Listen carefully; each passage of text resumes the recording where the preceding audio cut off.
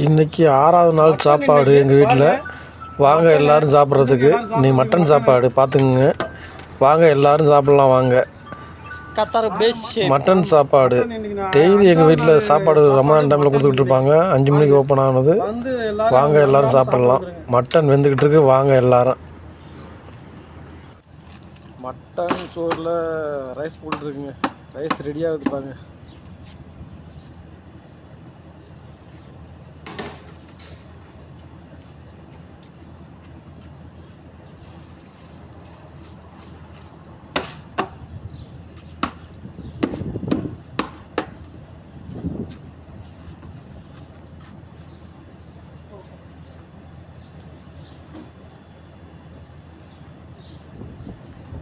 जल्दी ऐसा करो यार, ज़्यादा टाइम लगेगा.